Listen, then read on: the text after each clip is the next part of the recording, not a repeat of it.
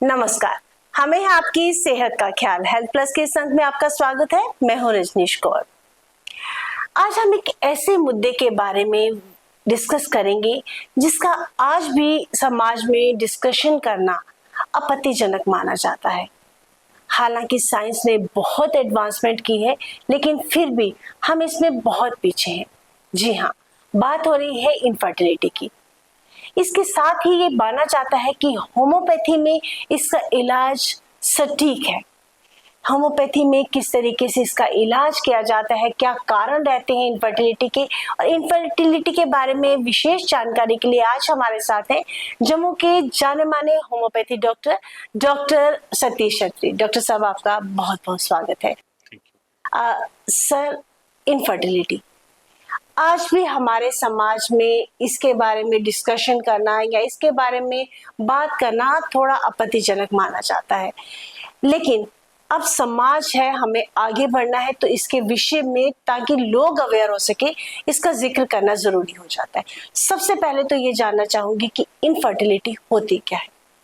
कि ma'am, infertility एक ऐसा डिसऑर्डर है जहां एक मैरिड कपल पिछले 1 साल से रेगुलर इंटरकोर्स करके ट्राई कर रहा है कंसीव करने के लिए, बट फिर भी कंसेप्शन नहीं हो पा रही है।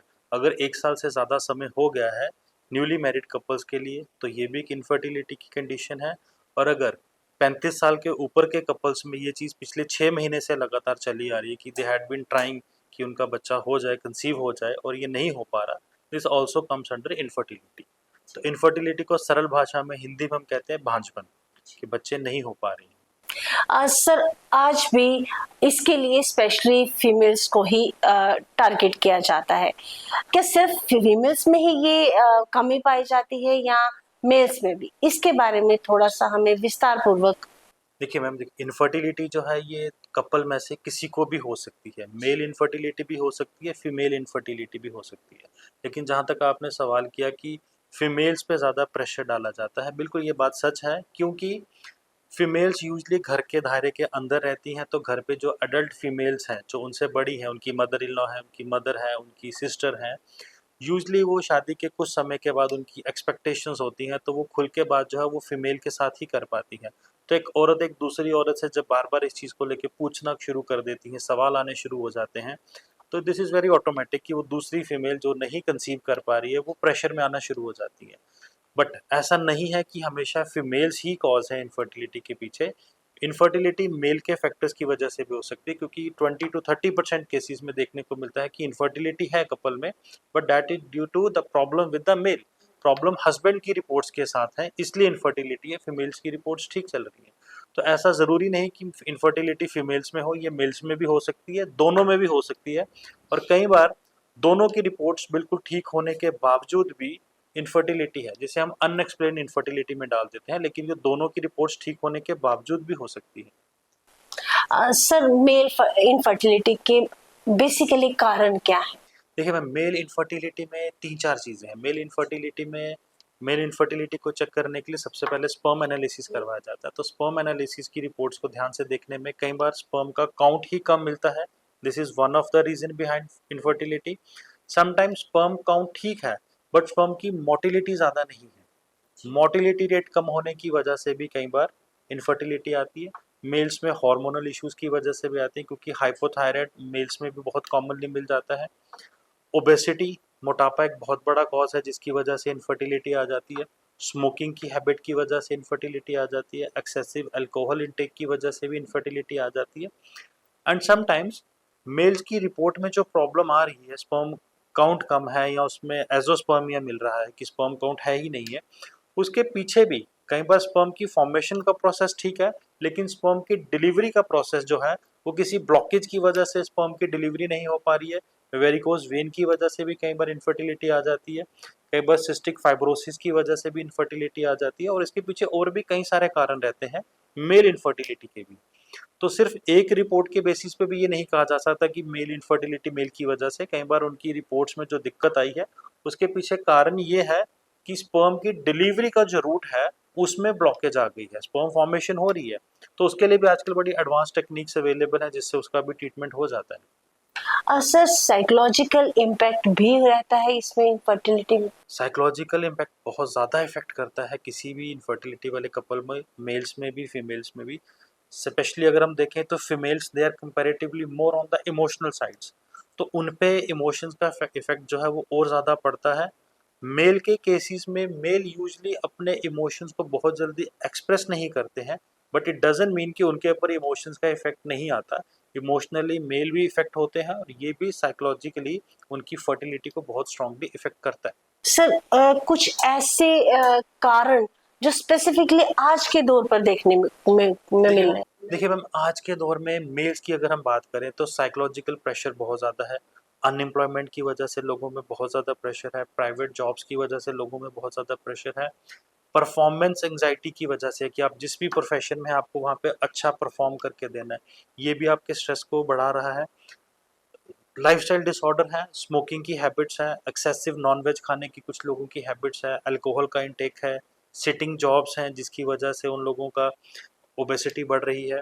कुछ लोग कुछ ऐसे प्रोफेशंस में हैं जहाँ पे पेस्टिसाइड्स का एक्सपोजर है, केमिकल्स का एक्सपोजर है, उसकी वजह से भी वो लोग साइकोलॉजिकली परेशान हैं और इन सब चीज़ों के साइड इफ़ेक्ट से भी उनकी फर्टिलिटी जो है इफ़ेक्ट हो रही है। तो साइकोलॉजिकली मैम जितनी भी चीज़ें हैं, हम एक बहुत बड़ा शब्द है स्ट्रेस। स्ट्रेस कहने का एक बहुत बड़ा शब्द है, लेकिन अगर स्ट्रेस को समझा जाए तो स्ट्रेस के पीछे भी कई सारी अलग-अलग इमोशंस हैं। गुस्से की वजह से है, डर की वजह से इनफर्टिलिटी आ रही है, एंग्जाइटी की वजह से आ रही है, कंपटीशन का प्रेशर है।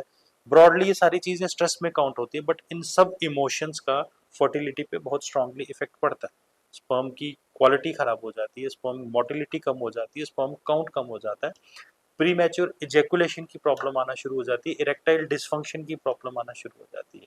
ये सब चीज़ें मेल इनफर्टिलिटी के कहीं ना कहीं बहुत बड़े कारण। सर जैसे कि आप जानते हैं कि आज के दौर पे जो एज शादी की जो एज है, क्योंकि वो पहले टाइम पे बहुत जल्द हम शादी में बन जाते थे, लेकिन अब 30-35 या कई बार, क्या ये भी एक फैक्टर रहता है? देखिए मैम, एज का फैक्टर भी मायने रखता है। हालांकि एज का फैक्टर फीमेल्स में कंपैरेटिवली ज़्यादा मायने रखता है, मेल्स के केसेस में कंपैरेटिवली कम मायने रखता है। बिकॉज फीमेल्स की एज बढ़ने के साथ साथ उनका एएमएच का लेवल डाउन आना शुरू हो जाता है एंड 45 की एज के बाद मेनोपॉजल एज आना शुरू हो जाती है। मेल्स के केसेस में एज का फैक्टर भी एक कारण है, बट बहुत बड़ा कारण नहीं है जितना कि ये फीमेल्स के केसेस में कारण है। हाँ, मेल्स के केसेस में भी कुछ पेशेंट्स में कम एज में ही इनफर्टिलिटी की दिक्कत आना शुरू हो जाती है। सर कोई मेडिकल हिस्ट्री, क्या ये भी इफेक्ट कर सकती है? देखिए मेडिकल हिस्ट्री में बिल्कुल आपका सही सवाल है। मेडिकल हिस्ट्री, अगर कोई पेशेंट किसी कीमोथेरेपी से ट्रीटमेंट से गुजर रहा है, वहाँ पे इनफर्टिलिटी ज़रूर आएगी। अगर कोई पेशेंट किसी बड़ी गंभीर बीमारी से जूझ रहा है जहाँ पे उनका कोई स्टेरॉयड बेस्ड ट्रीटमेंट चल रहा है, ये भी इनफर्टिलिटी का एक बहुत बड़ा कारण है। इसके अलावा आजकल एक चीज़ और देखने को मिल रही है कि जो लोग जिम जाते हैं, वो जिम में कुछ ऐसे सप्लीमेंट्स यूज़ कर रहे हैं जिन सप्लीमेंट्स के यूज़ की वजह से उन्हें दिक्कत आ रही है, क्योंकि उन जिम्स के सप्लीमेंट यूज़ करने की वजह से उनकी बॉडी में जो न्यूट्रिशन का इम्बैलेंस हो जाता है, उसकी वजह से इनफर्टिलिटी आती है। कुछ सप्लीमेंट्स ऐसे मार्केट में अवेलेबल हैं जिनके अंदर स्टेरॉयड रहता है, वो स्टेरॉयड उनकी बॉडी को नेगेटिवली इम्पैक्ट करता है। कुछ लोग बड़ा हाई प्रोटीन लेना शुरू कर देते हैं, वो हाई प्रोटीन कई बार उनकी बॉडी में ऑक्सीडेटिव स्ट्रेस क्रिएट कर देता है, जिसकी वजह से इनफर्टिलिटी आना शुरू हो जाती है।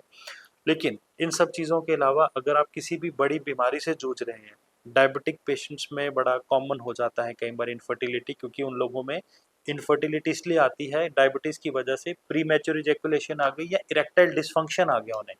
तो ये एक बहुत बड़ा कारण है जिसकी वजह से इनफर्टिलिटी हो जाती है। थायराइड के पेशेंट्स में क्लिनिकली हमने कई बार देखा कि वो इनफर्टिलिटी की समस्या लेकर आते हैं, लेकिन बेसिक वजह पीछे हार्मोनल इम्बैलेंस होता है। सर अब तो कारण तो ये बहुत सारे हैं जो एक छोटे समय में डिस्कस करना बहुत मुश्किल है, लेकिन मैं चाहूंगी कि कुछ ऐसे जो हमारे ट्रीटमेंट हैं, जो हम पहले तो जनरली उन चीज़ों के बारे में डिस्कस करेंगे जो हम घर पे कर सकते हैं। किस तरीके से अपना लाइफस्टाइल हमारा होना चाहिए, किस तरीके से हमारा पूरा जो दिनचर्या रहनी चाहिए, इसके बारे में आप हमें। देखिए, इनफर्टिलिटी के केसेस में हम लाइफस्टाइल डिसऑर्डर हर इंसान को ज़रूर सजेस्ट करते हैं। आप अपना लाइफस्टाइल मॉडिफाई करें। लाइफस्टाइल मॉडिफाई करने में आप स्मोकिंग अगर करते हैं तो स्मोकिंग को ज़रूर छोड़ दें। अगर आप अल्कोहल का इंटेक करते हैं तो आप शराब पीना छोड़ दें। अगर आप बहुत ज़्यादा स्ट्रेस में रहते हैं तो आप अपने स्ट्रेस को मैनेज करना शुरू करें, आप अपनी नींद पूरी करना शुरू करें, रेगुलर एक्सरसाइज करना शुरू करें, बैलेंस्ड डाइट लेना शुरू करें। मेल इनफर्टिलिटी के केसेस में हम लोग सजेस्ट करते हैं कि वो एंटीऑक्सीडेंट्स रिच चीज़ें जो हैं वो खाना शुरू करें, विटामिन सी लेना शुरू करें, उसके अलावा सेलेनियम लेना शुरू करें, जिंक वाले खाने लेना शुरू करें। फीमेल के केसेस में भी हम उन्हें सजेस्ट करते हैं कि आप ओमेगा रिच डाइट लेना शुरू करें, जिसमें हम लोग सीड साइकिलिंग भी सजेस्ट करते हैं कि आप फ्लैक्स सीड्स को लेना शुरू करें, आप फ्लैक्स सीड्स के साथ पम्पकिन सीड्स को लें। आप फॉलिकुलर फेज में अलग सीड्स की सजेशन दी जाती है, ल्यूटिल फेज में आप सेसमे सीड्स और उसके साथ सनफ्लावर सीड्स को लें।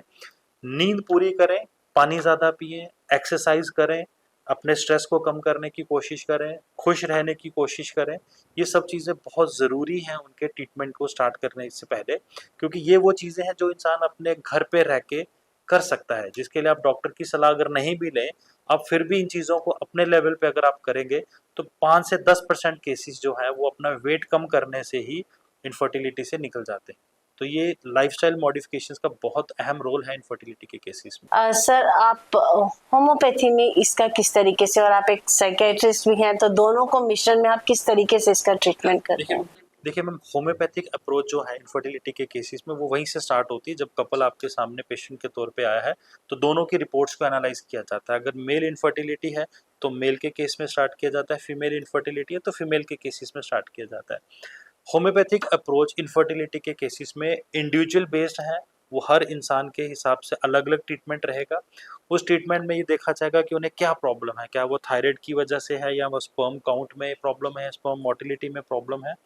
तो इंडिविजुअल सिम्टम्स उनके लिए जाएंगे उनकी बीमारी के हिसाब से, उनकी पास्ट लाइफ में जो उनके साथ स्ट्रेस की कंडीशंस रही हैं उनका लाइफस्टाइल असेस किया जाएगा, उन्हें डाइट की सजेशंस दी जाएगी, उनकी इंडिविजुअल हिस्ट्री के बेस पे कि उनकी लाइफ में क्या क्या स्ट्रेस है जिसका आउटकम ये है कि उनकी रिपोर्ट्स में प्रॉब्लम्स दिख रही हैं। तो उस पुरानी स्ट्रेस की हिस्ट्री को डीपली एनालाइज करने के बाद उनके साइकोलॉजिकल और इमोशनल फैक्टर्स को अंडरस्टैंड किया जाएगा। उस बेसिस पे उन्हें होम्योपैथिक ट्रीटमेंट देके भी इन चीज़ों को ठीक किया जा सकता है। और अगर यही चीज़ फीमेल के केसेस में है तो वहाँ पे भी हमारी जो अप्रोच रहेगी वो इंडिविजुअल बेस्ड रहेगी। वहाँ पे हमें फीमेल के ट्रीटमेंट के दौरान उनकी अल्ट्रासोनोग्राफिक रिपोर्ट्स को असेस करना होता है, फॉलिकुलर स्टडीज़ करवानी होती है। ट्रीटमेंट स्टार्ट करने से पहले हम उनका पुराना ट्रीटमेंट अगर कहीं वो ले चुके हैं उस हिस्ट्री को असेस करते हैं, उसमें उनकी क्या क्या इन्वेस्टिगेशंस हो चुकी हैं। कई बार ट्यूब्स ब्लॉकेज की वजह से भी इनफर्टिलिटी फीमेल्स में आती है, तो वहाँ पे उनके वो एक्सरे करा के देखा जाता है। दोनों केसेस में इंडिविजुअल अप्रोच रहती है। उनके पीछे कितना प्रेशर है, सोसाइटी का कितना प्रेशर है, घर से कितना प्रेशर है, उस चीज़ को असेस किया जाता है। उस चीज़ को कम करने के लिए उन्हें सजेशंस दिए जाते हैं और ट्रीटमेंट दोनों में इंडिविजुअल बेस्ड रहेगा, क्योंकि हर इंसान के इमोशंस एक दूसरे से अलग हैं। एक कपल है लेकिन दोनों की लाइफ में अलग अलग स्ट्रेस चल रहा है, दोनों के ट्रीटमेंट में अलग अलग स्ट्रेस को अंडरस्टैंड किया जाएगा।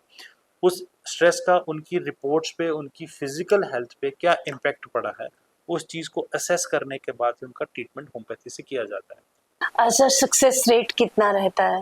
होम्योपैथी में भी मैम इन केसेस का सक्सेस रेट है। जहाँ पे ऐसी कंडीशंस हैं कि किसी पेशेंट की ट्यूब्स फीमेल्स की रप्चर हो चुकी है, वहाँ पे होम्योपैथी ट्रीटमेंट भी काम नहीं करेगा। लेकिन कुछ ऐसे केसेस हैं जहाँ पे सब कुछ ठीक है, जिन केसेस को हम कई बार अनएक्सप्लेन इनफर्टिलिटी में डाल देते हैं, उन केसेस का होम्योपैथी से भी सोल्यूशन मिल जाता है।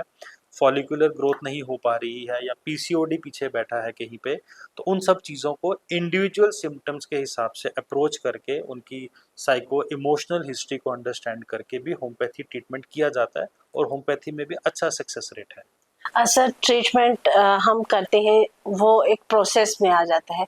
इसके अलावा कुछ ऐसे सजेशंस जो आप कपल्स को हमारे शो के द्वारा देना चाहेंगे कि आपस में किस तरीके से अंडरस्टैंडिंग डेवलप करें, ताकि इस इशू को, कि मेन इशू जो मैं समझ रही हूँ कि हम एक दूसरे को समझ नहीं पाते, उसके स्ट्रेस को समझ नहीं पाते, उसको अंडरस्टैंड करने के बाद ही हम प्लान कर सकते हैं।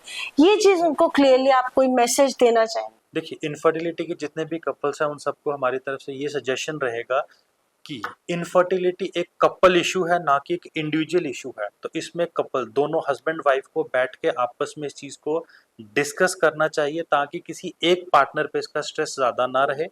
इसके रिगार्डिंग उन दोनों को एक दूसरे से खुल के बातचीत करनी चाहिए। जब भी डॉक्टर के पास विजिट करें तो मैं हमेशा ये सलाह देता हूँ कि कपल को हमेशा इकट्ठे जाना चाहिए, उन दोनों को डॉक्टर से बैठ के बात करनी चाहिए। जिसमें भी प्रॉब्लम आती है, चाहे मेल के केस में दिखती है, चाहे फीमेल के केस में दिखती है, इसके लिए एक दूसरे को कभी कसूरवार ना ठहराएं, एक दूसरे को साइकोलॉजिकली इसमें सपोर्ट करें। और आपकी कंसेप्शन जब भी हो, हम हमेशा अपने पेशेंट्स को ये एडवाइस करते हैं कि ये एक प्लान्ड होना चाहिए। Conception is a planned event. इसे प्लान करें ताकि आपके आने वाले बच्चे के आने के बाद आपकी लाइफ में भी कई चेंजेस आपको करनी पड़ेंगी, आपको अपने प्रोफेशन के हिसाब से भी इस चीज़ को मैनेज करना पड़ेगा। तो इनफर्टिलिटी में कपल को हमेशा इकट्ठे अप्रोच करनी चाहिए किसी डॉक्टर के पास, और एक दूसरे के इमोशंस को समझना चाहिए। अगर मेल के केस में प्रॉब्लम आ रही है तो फीमेल को वहाँ पे सपोर्टिव होना चाहिए rather than being on the criticising side. Criticism नहीं करना। और अगर फीमेल के केसेस में कोई प्रॉब्लम आ रही है तो they are emotionally more vulnerable, तो एक मेल को उस समय उनकी सपोर्ट में रहना चाहिए, उन्हें प्रॉपरली गाइड करना चाहिए, टाइम टू टाइम डॉक्टर के पास लेके जाना चाहिए। कई केसेस में किसी एक पर्सन में प्रॉब्लम है कपल में से, तो दूसरे का काम है कि अपने पार्टनर को मोटिवेट करें, एक्सरसाइज के लिए ले जाएं, उनकी डाइट का ख्याल रखें, उनके स्ट्रेस को मैनेज करने में उनका हेल्प करें, और सोसाइटी के प्रेशर को अपने आप पे हावी ना होने दें, क्योंकि ये कपल का डिसीजन है, ना कि फैमिली डिसीजन है। तो इसमें कपल एक दूसरे के साथ अपना रिलेशनशिप मेंटेन करके रखें, किसी तीसरे के बातों को, किसी तीसरे के दिए हुए स्ट्रेस को अपने ऊपर हावी ना होने दें।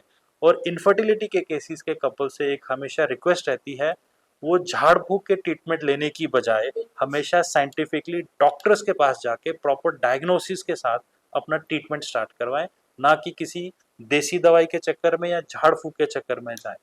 सर, आप हमारे शो में आए, आपने हमें बहुत महत्वपूर्ण जानकारी दी, और मैं भी यही चाहूंगी कि खुशी खुशी हर इंसान अपनी फैमिली को बनाए ताकि आगे जो है एक सुखी परिवार बन सके। आप हमारे शो में आए, आपका एक बार फिर से धन्यवाद। एक नए अंक में एक नए विषय के साथ फिर से हाजिर होंगे, तब तक के लिए जय हिंद।